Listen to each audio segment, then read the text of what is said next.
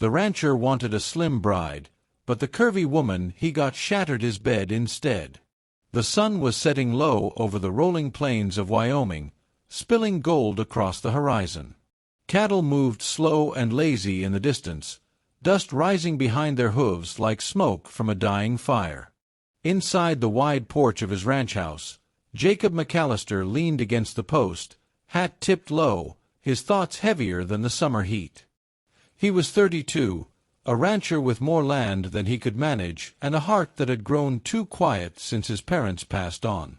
The cattle gave him purpose, the land gave him wealth, but the empty house gave him nothing but loneliness. That was why, after much hesitation, Jacob had written a letter to a matchmaker in St. Louis. In that letter, he had been specific. He wanted a wife who could help manage a household, a woman with simple manners, a gentle laugh, and yes, slim and graceful. Jacob had grown up imagining the sort of lady he wanted, refined, delicate, almost fragile in appearance, someone who would sit pretty in a calico dress and make his big, rough-hewn life look polished. When the stagecoach finally came into view that evening, rattling down the dirt road, his heart hammered. His bride was inside. Jacob straightened, brushing dust from his shirt, tugging his vest closed. His palms were damp. He was a man used to facing storms, wolves, and wild bulls, but the thought of meeting the woman he'd spent his life with made him feel like a boy again. The coach rattled to a halt before the ranch gate, and the driver hopped down to open the door. Out stepped not the delicate bird Jacob had been expecting, but a woman with curves that could stop a train. She wasn't slim, she was lush. Her figure filled her traveling dress generously, her cheeks were rosy from the heat, and her dark hair had slipped loose from its pins. The moment she lifted her chin, her eyes, bright, mischievous, and more alive than any Jacob had ever seen, met his. "Mr. McAllister?" she asked, her voice warm, smooth as honey. Jacob swallowed hard. "That's me." The woman smiled and extended her gloved hand. "I'm Clara. Clara Bennett. Your bride." The words hit him like a kick in the gut. He blinked, glancing at the stagecoach as if another lady, slimmer, daintier, might still step out. But no one did. Clara was it. She stood there waiting, hand still offered, with the calm confidence of a woman who knew exactly who she was. And suddenly Jacob realized he'd been staring too long. He gripped her hand, rough and calloused against her soft glove. "Welcome," he said, though his voice came out more gruff than he intended. Clara's smile widened. "I hope the journey wasn't in vain." The driver tossed her trunk down with a thud, then tipped his hat and climbed back onto the stage. Within seconds, dust swallowed the coach, leaving Jacob and Clara alone in the fading light. Jacob cleared his throat. "I'll carry your bag." Clara laughed, a low, rich sound that wrapped around him like velvet. "It's heavy, but I reckon a man like you can handle it." As he lifted the trunk, nearly as heavy as a calf, Jacob felt the weight of his mistake pressing on him. This wasn't the woman he had ordered. He had asked for slim, graceful, someone who would fit his neat little picture. Clara was all curves, soft edges, and an energy that seemed too big for the quiet ranch life he'd envisioned. Still, as he led her inside, he couldn't help but notice how her presence filled the room. The parlor, usually silent and bare, seemed smaller with her in it, warmer, livelier. Clara walked around, running her fingers over the mantel, peeking out the kitchen window, sighing softly as if the ranch already belonged to her. "You've got yourself a fine place here," she said. "Spacious, sturdy, though it could use a woman's touch." Jacob grunted, setting the trunk down. "That's why you're here." Clara turned to him, tilting her head. "You don't look too happy to see me." His jaw tightened. "It's not that." "It is that," she countered, eyes sparkling. "Let me guess. You were expecting someone different." Heat crept up his neck. I might have had a certain picture in mind." Clara chuckled, unbothered. "A slim little thing, I wager. Frail as a willow branch." Jacob shifted uncomfortably. "Something like that." "Well," Clara said, planting her hands on her hips, "you didn't get a willow branch. You got me. And I don't break easy." The boldness in her words made Jacob's pulse jump. He wasn't used to women talking back, not like that, not with fire in their eyes. For a moment, he felt both irritated and intrigued. Silence stretched between them until Clara smirked and brushed past him toward the kitchen.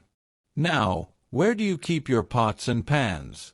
I'll make us supper. Nothing helps folks get acquainted like a hot meal." Jacob stood frozen, watching her move. The sway of her hips, the confidence in her step, it unsettled him, but at the same time, he couldn't look away. Maybe he hadn't gotten the bride he ordered. But as Clara lit the stove and began unpacking bread and ham from her travel bag, filling the air with scents that made his stomach growl, Jacob realized something else. He might have gotten the bride he needed. The next morning, the ranch woke before the sun. Chickens scratched at the dirt, the rooster crowed loud enough to shake the windows, and Jacob rose from his bed with a heaviness in his chest. Clara's laughter from the kitchen drifted down the hall, mixed with the smell of bacon and coffee. Jacob pulled on his boots, telling himself he'd need to have a serious talk with her soon. If they were to be married proper, he'd need to explain what he'd asked for, and what he hadn't. But when he stepped into the kitchen, the sight stopped him cold. Clara stood at the stove, apron tied snug around her waist, her hair pulled back but with a few curls escaping to frame her flushed cheeks. She flipped bacon with ease, humming a tune that made the whole room feel brighter. A plate of biscuits sat ready on the table, golden and steaming. "Mornin', husband," she said with a wink, sliding eggs onto a pan. Jacob cleared his throat. "We ain't married just yet." Clara only smiled. "Details." Jacob sat, watching her bustle about like she'd lived there all her life. She moved with confidence, filling cups with coffee, buttering biscuits, chattering about the trip west and the women she'd met along the way. Her energy filled every corner of the room, making Jacob feel both crowded and strangely comforted. "You're mighty quiet," Clara said, setting a plate in front of him. "Not much of a talker," Jacob admitted. "Good thing I am," she teased. Then, lowering her voice, she added, "But I don't mind silence either. Sometimes a woman likes the sound of her own heart beating." Jacob's gaze flicked up to hers, startled by the softness in her tone. For a fleeting second, he wondered if perhaps she'd seen through him already, the loneliness, the walls he'd built. He pushed the thought away and focused on his breakfast. After the meal, Jacob saddled his horse, planning to spend the day out on the range. Clara followed him out, shading her eyes against the morning light.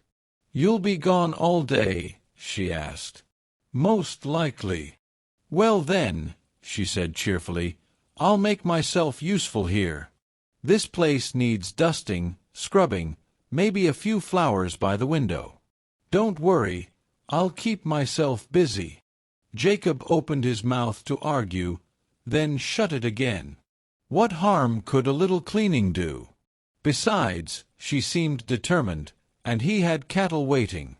By the time he returned that evening, the house was transformed.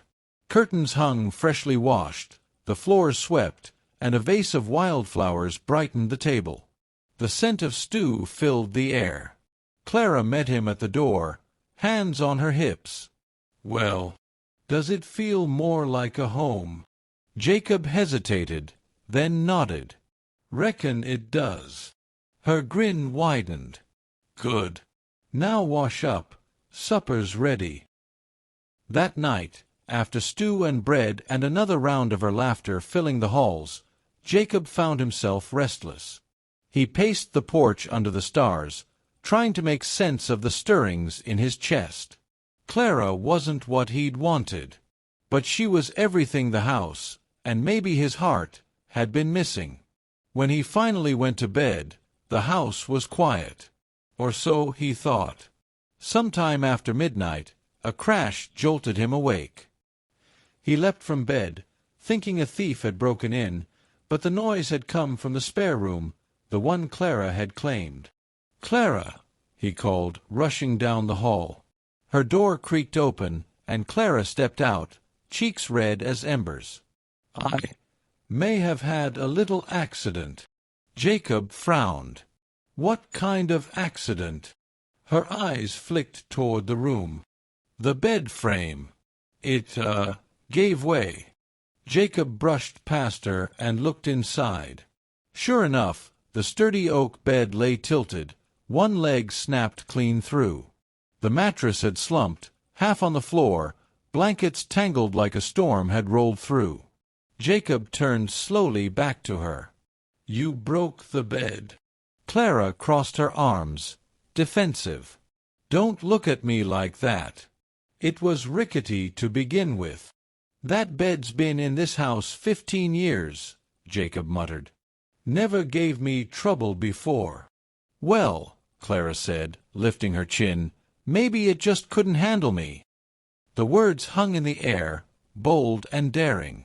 Jacob's throat went dry. He opened his mouth, closed it, then finally let out a low chuckle. "Reckon that's the truth." Clara's lips curved into a sly smile. "So what now? You gonna make me sleep on the floor?" Jacob rubbed the back of his neck. "No. You can take my bed." "And where will you sleep?" she asked softly. "The floor," he answered. But when their eyes locked in the dim light of the hallway, neither moved.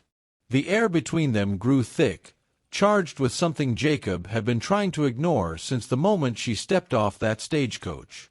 Finally, Clara whispered, "Or we could share." Jacob's heart pounded like a hammer against iron. He should have said no. He should have turned and walked away. But instead, he found himself nodding. The bed creaked under their combined weight, Jacob lying stiff on one side, Clara settling on the other. For a while, they both stared at the ceiling in silence. "Still think you wanted a slim bride?" she teased softly. Jacob turned his head, meeting her gaze in the moonlight. "I think maybe I was a fool for a skin." Clara smiled, and in that smile Jacob saw something he hadn't known he craved: acceptance, warmth, a promise of laughter and fire in the days to come. When her hand found his under the covers, he didn't pull away. And when the bed groaned again, threatening to follow its broken twin in the spare room, Jacob only laughed, pulling her closer. For the first time in years, the rancher's house rang not with emptiness, but with life, love, and the sound of a man discovering that what he wanted and what he needed were two very different things.